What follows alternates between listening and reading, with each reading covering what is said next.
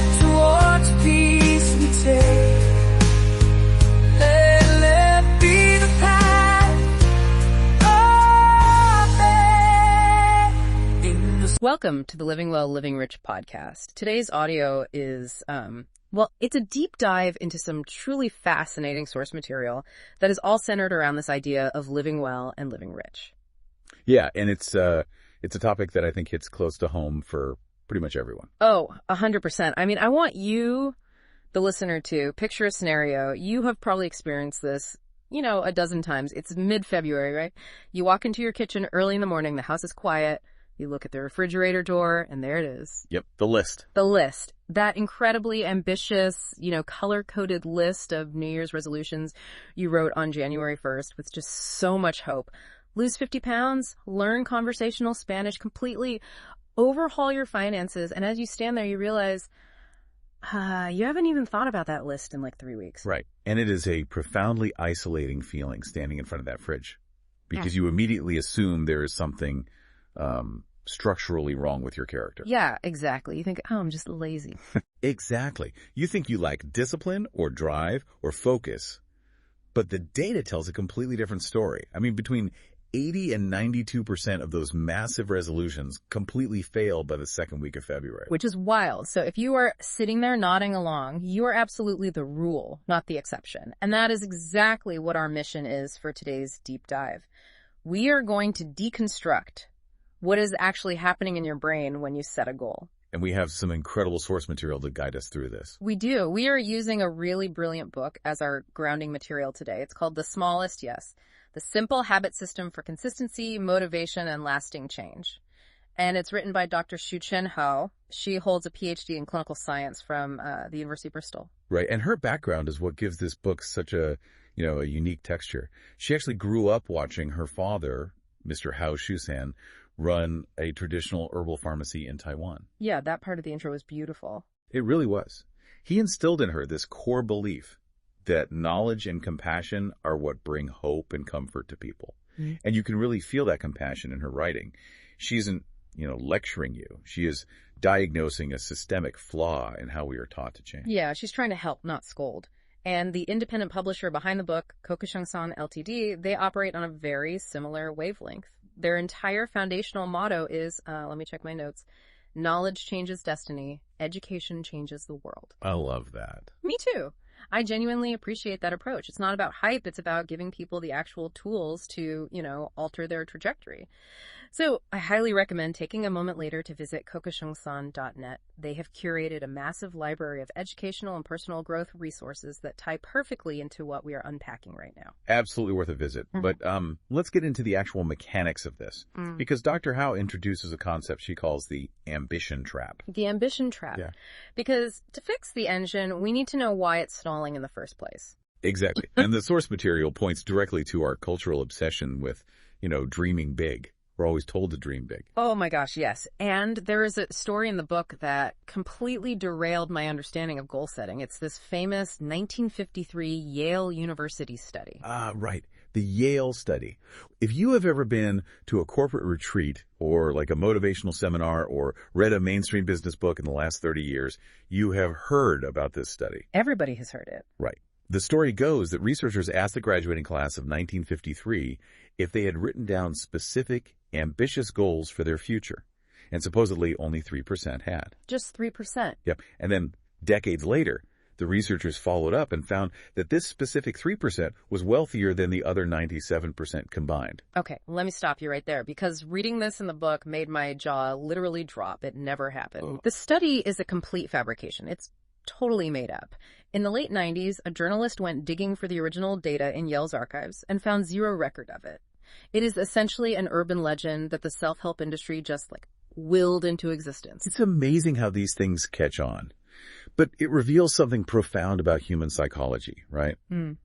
We desperately want to believe that just fantasizing about a massive finish line guarantees we will get there. We really do. We want to believe it because, fantasizing feels incredible in the moment. But the science shows it is actually destructive to our progress. When we look at Gabriel Oettingen's research on mental contrasting, the mechanics are fascinating. This part blew my mind. Right. Your brain is a world-class simulation machine. When you sit on your couch and vividly picture yourself crossing the finish line of a marathon or, stepping into the corner office, your brain partially registers that dream as reality. It cannot fully distinguish between a vividly imagined future and the present moment. Wow. So what happens? Your nervous system literally downshifts. It relaxes. So, wait, by visualizing the massive win, I am essentially tricking my body into entering a state of rest before I've even, put my running shoes on. Precisely. You are soothing the itch before you've actually done any of the work. I am removing the actual psychological tension I need to get off the couch. That is wild. It is. And to understand why our brains are so eager to relax, we have to look at how the brain manages energy. There is this classic neuroscientific research from Anne Gray Beal at MIT involving rats navigating a tea maze. Okay, right, the rats. So when a rat is placed in a new maze, the basal ganglia, which is the part of the brain involved in habit formation, is firing relentlessly. I mean, it looks like a fireworks display on a brain scan. The rat is processing every smell, every turn, every sound. It requires a massive amount of cognitive energy. Because conscious decision-making is just biologically exhausting. It reminds me of the very first time I drove a car. Oh yeah, terrifying. Seriously. My hands were gripped at 10 and 2. My heart was pounding. I was hyper-aware of the mirrors, the pedals, the cars around me. I was completely exhausted after 20 minutes. But compare that to driving to work today. You pull into your driveway, and you literally don't even remember the last 5 miles. Exactly. That is the basal ganglia in action. After hundreds of repetitions in the maze, the rat's brain chunks. The entire sequence of left and right turns into a single automated unit. Chunking. Right. The neural activity drops to almost nothing. The brain automates the behavior specifically to conserve energy. And this brings us back to why massive ambitions fail. Right, because we treat our willpower like it is infinite, and it's not. I like to think of willpower like a cash budget for a long road trip. Oh, that's a great way to put it. This links perfectly to Roy Baumeister's ego depletion research. Yes. You wake up with $100 in your pocket to pay for gas to get to your destination. But every single conscious decision you make drains that budget. Choosing what to wear costs $1. Deciphering a passive-aggressive email from a coworker costs $5. Resisting the donuts in the break room, that costs $10. Oh, easily $10. At least. So by the time you get home at 6 p.m. and it's time to work on that massive New Year's resolution, you have no gas money left. You are totally bankrupt. Which means the ambition trap is the false belief that you just need to try harder. Yes. Yeah. You cannot outwill a depleted nervous system. The goal of sustainable behavior change isn't to force yourself to spend more cognitive cash. The goal is to make the action so cheap that your brain doesn't even bother resisting it. Make it cheap. I love that framing. Since large actions are neurologically expensive and drain our budget, the logical solution is to shrink the ask. And that is the foundation of Dr. Howe's 4-step framework in the smallest yes. The framework is brilliantly pragmatic. Step 1. Name the behavior you want to make consistent. Step 2. Find the smallest possible unit of that behavior. Step 3. Attach it to an anchor, which is an existing daily habit you already do without thinking. And step 4, celebrate for 10 seconds immediately after completing the small action. Let's really dig into step 2, because finding the smallest possible unit is where most of us completely miss the mark. Oh, absolutely. We think small means going to the gym for 20 minutes instead of an hour. But Dr. Howe insists that you have to design your habit for your literal worst day. That is the golden rule here, right? The worst day rule is everything. If your habit requires you to be well-rested, highly motivated, and having a great day, you are going to fail 40% of the time. You have to design the habit so it is executable when you're exhausted, grieving, or just completely overwhelmed. The book illustrates this beautifully with the case study of Sarah. So Sarah is a trauma nurse. She works grueling, emotionally devastating 10-hour shifts. By the time she gets home, her body is just flooded with cortisol. Right. Her nervous system is locked in a fight-or-flight survival state from dealing with emergencies all day. Yet her New Year's resolution was to become a, quote, calm, fit person. So what does she do? She goes out, buys a $2,000 exercise bike, and commits to 5:30 a.m. intense cardio classes. Which is practically biological warfare against her own body. Right. Asking a trauma nurse to wake up at dawn for a punishing workout when her nervous system is already frayed is a guaranteed recipe for burnout. Unsurprisingly, she abandoned the bike within a month. She had to completely rethink her approach and find her actual smallest goal. Yes. And what she landed on is so beautifully simple. Her rule became this: When she walked through her front door after a shift, before she even put her work bag down, she would walk to her kitchen window, look outside, and just breathe for exactly 1 minute. Just 1 minute. No apps, no equipment, no changing into workout gear, just a 60-second anchor. But we need to look at what is happening physiologically during those 60 seconds. By stopping at the window, she is actively interrupting her fight-or-flight response. Deep, slow breathing stimulates the vagus nerve, which activates the parasympathetic nervous system, that's the rest and digest mode. She is manually signaling to her brain that she is safe. And because it was so cheap, she could do it on her literal worst day. Even if she lost a patient, she could stand at a window for a minute. And what fascinates me is the natural compounding that happened next. Yes, the expansion. Right. After a few weeks, because that stillness felt so safe to her nervous system, 1 minute at the window organically grew into opening the door and spending 10 minutes on the porch. A few months later, that turned into gentle stretching. She didn't force the expansion. Her body actually requested it. That is the power of lowering the barrier to entry.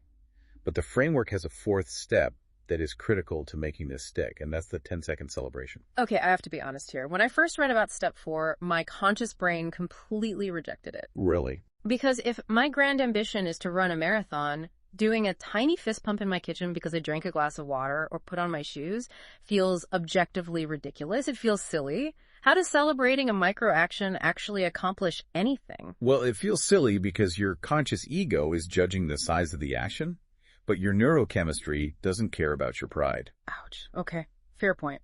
The mechanism here is strictly biological. When you perform a physical acknowledgement, a fist pump, a genuine smile saying, "nailed it" out loud, you trigger a micro-release of dopamine in your brain. And we often think of dopamine as just a pleasure chemical, but it is primarily a learning chemical. Wait, let me make sure I'm getting this. The dopamine is essentially the brain's save button. Exactly like a save button. When a behavior is immediately followed by a spike in dopamine, the brain encodes that specific sequence of actions as rewarding. It tags it, saying, whatever we just did, let's do it again tomorrow. If you skip the celebration because you feel silly, you withhold the dopamine. And without the dopamine, the brain doesn't consolidate the habit. Okay, so I am standing at my window, I am breathing, I am doing my fist pump, and I'm encoding the habit. But let's talk about the invisible forces that are actively trying to sabotage this progress. Because even the most perfectly engineered, smallest yes will fall apart if you are constantly fighting your environment. Which introduces us to the concept of choice architecture, heavily researched by behavioral economists like Richard Thaler. Your environment is not a passive backdrop to your life. It is actively, quietly casting votes for your behavior every single minute of the day. The default effect proves that human beings overwhelmingly choose the path of least resistance. Think about your bedroom. If your phone is resting on your nightstand right next to your pillow, doom scrolling for an hour is the default. Your environment has decided your morning routine for you. Yep, it's automatic. Conversely, if your running shoes are buried in a dark closet behind a pile of coats, they are an anti-default. You are putting multiple physical barriers and conscious decisions between you and your goal. You are spending your road trip gas money before you even get out the door. You have to manipulate the environment so that your desired behavior is the path of absolute least resistance. But Dr. Howe highlights an environmental saboteur that is much more insidious than a misplaced pair of shoes. Other people. Other people. Which brings us to one of the most provocative ideas in the source material. Sometimes the most vital, smallest yes you can master is actually learning to say no. The book details the story of Priya, a senior project manager who was a chronic people pleaser. She volunteered for every optional committee, she mentored juniors on her lunch break, and she always stayed late to help colleagues. We all know a Priya. We do. And by the time she got home, her energy budget was severely overdrawn. She had zero capacity for her own goals. Her resolution was always a vague, I need to set boundaries, which is far too massive. So she designed a smallest yes, say no to just one request per week. I read Priya's story and I immediately felt the tension. Because saying no to a colleague or a friend genuinely feels terrible. It makes my chest tight just thinking about it. We aren't just being weak when we say yes to a committee we hate, right?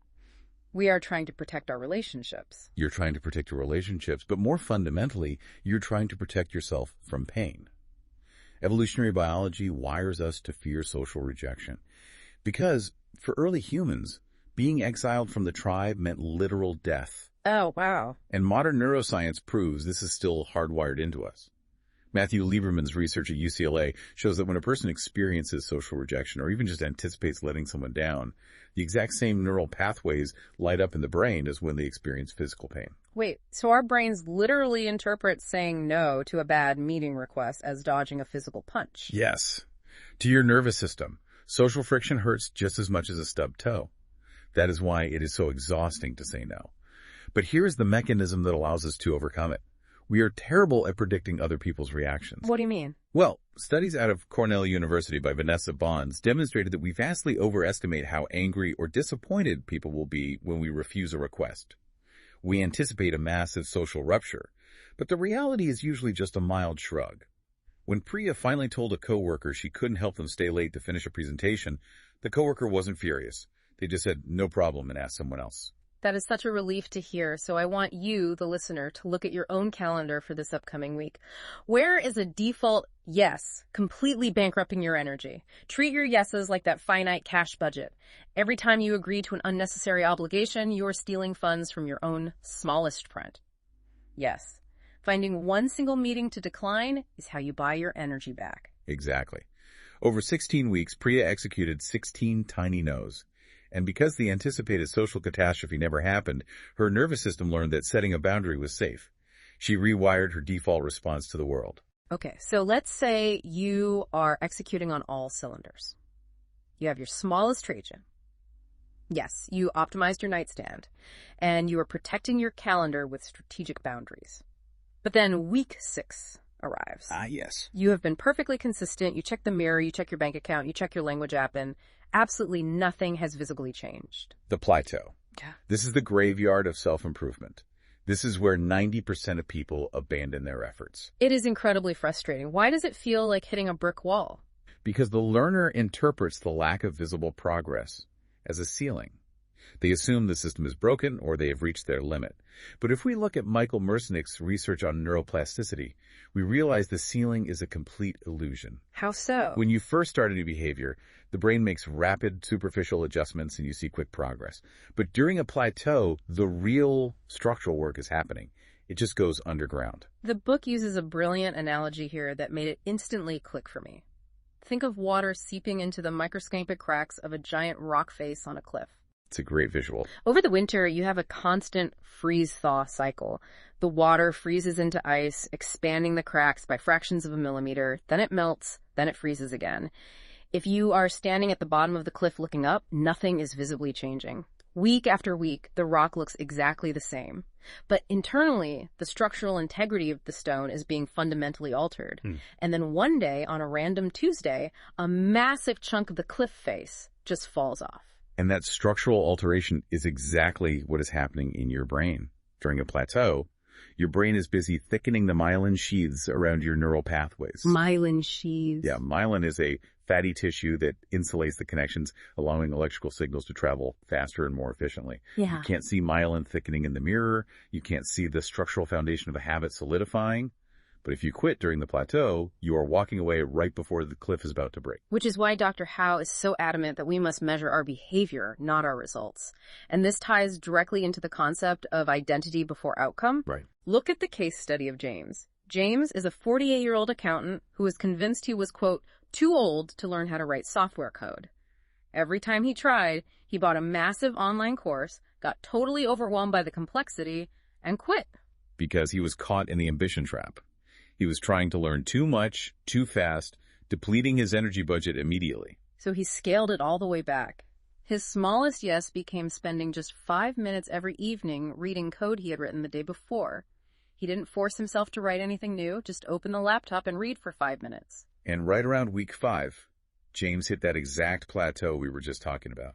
He felt foolish. He thought, real programmers code for 8 hours a day. My 5 minutes are doing absolutely nothing. But his brain was doing the invisible freeze-thaw work. It was consolidating syntax patterns, insulating those specific neural pathways. And by week 14, he finally built a tiny functional application. But what fascinated me wasn't the app itself. It was the internal shift. This is where the psychological concept of self-efficacy from Albert Bandura's research comes in. Yes, self-efficacy is essentially your foundational belief in your own capacity to execute a behavior. Yeah. And the critical mechanism here is that you cannot build self-efficacy through positive affirmations. You can't just fake it till you make it. No. You cannot look in the mirror and chant, "I am a programmer," and expect your brain to believe you. Your brain requires actual evidence. You don't think your way into a new identity, you act your way into it. Every time James opened his laptop for 5 minutes, he was casting a tiny, undeniable vote for the type of person he wanted to become. He wasn't relying on massive leaps. He relied on the compounding weight of tiny mastery experiences. Eventually, those votes tipped the scale, and his identity shifted from an accountant struggling to learn to a person who codes. It proves that the ultimate bottleneck to lasting transformation is rarely a lack of discipline. The bottleneck is our identity. And you can only shift your identity through consistent, biologically cheap actions that survive the friction of daily life. Let's bring all of these mechanisms together for everyone listening. We have covered the underlying science of why we fail and how to fix it. First, you have to recognize and ditch the ambition trap. Stop letting the dopamine hit of a massive fantasy prevent you from taking the first unglamorous step. Second, design for your literal worst day. Make your asks so small that your exhausted, stressed out nervous system doesn't even bother putting up a fight. Third, protect your environment. Restructure your defaults so the good habit is the path of least resistance, and guard your energy budget with a strategic no. And finally, when you hit the inevitable wall at week 6, trust the invisible work. Trust that the myelin is thickening. Measure your behavior, not the outcome. The overarching mission of this source material is a complete paradigm shift. You do not need a better plan, and you do not need more willpower. You simply need a smaller yes. Absolutely. So my challenge to you is to pick one tiny thing today. Do not wait for next Monday. Do not wait for the start of a new month or until things at work calm down. Pick the absolute smallest unit of the person you are trying to become and execute it today. And I really want to encourage you to go explore cocoshingsan.net. The framework in the smallest yes, alongside their other resources, offers incredible tools for anyone who is serious about this kind of grounded, lifelong learning. Before we close out, I want to leave you with one final fascinating mechanism from the research to think about. We discussed how your physical environment acts as a saboteur, but there is also the concept of social contagion. Oh, this is so interesting. Researchers Christakis and Fowler mapped vast social networks over 3 decades and discovered that behaviors, everything from smoking habits to fitness routines to levels of loneliness, spread through social groups exactly like a biological virus, up to 3 degrees of separation away. 3 degrees? That's insane. It is. And the mechanism driving this is your brain's mirror neuron system. When you watch a close friend reach for a second drink or complain about a goal, neurons in your own brain fire as if you are performing the action. Your brain is mentally rehearsing their habits just by observing them, completely beneath your conscious awareness. That is wild. Our brains are essentially downloading the defaults of the people around us. Exactly. So as you go about your day, look around and ask yourself, who are the 5 people closest to your new smallest doer? Yes.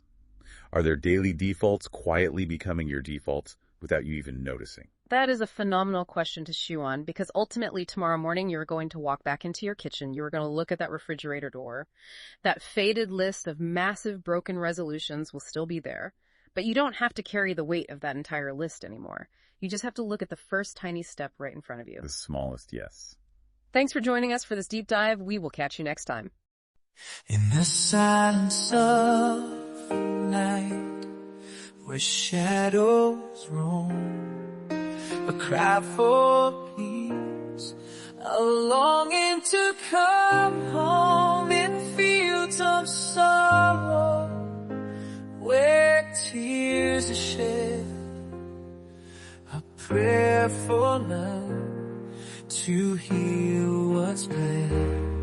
Let's stop the war, let love arise underneath the same blue skies, for in unity we'll find our way towards a world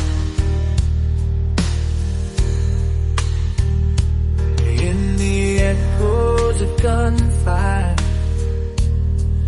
where hearts grow cold, a plea for kindness, for stories untold, in the rubble of cities, where dreams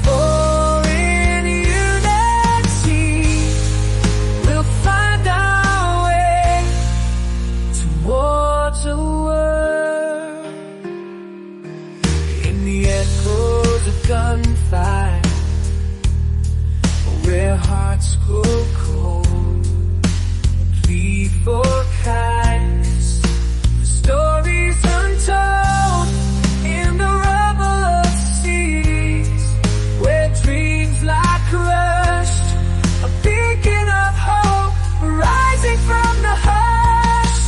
With every step towards peace we take,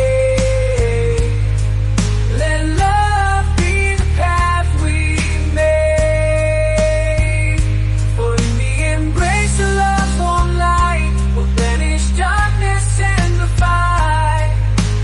Let's stop the war, let love be our prize.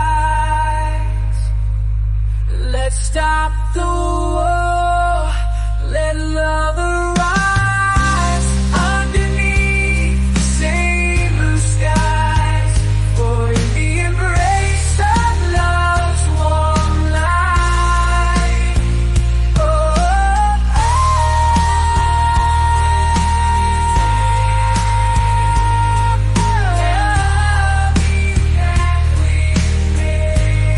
for in the embrace of love's warm darkness and the fire.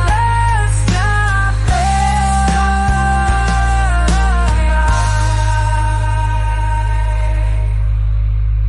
Let's stop the war, let love arise underneath the same blue skies.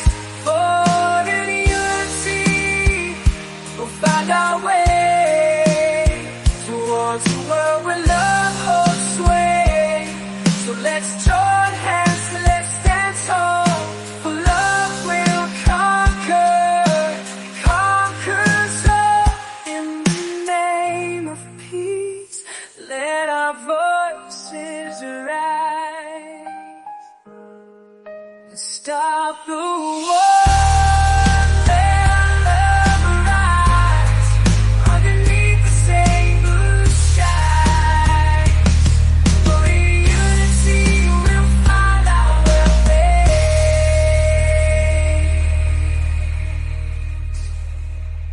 So let's join hands, let's stand tall, for love will conquer, it conquers all. In the name of peace, let our voices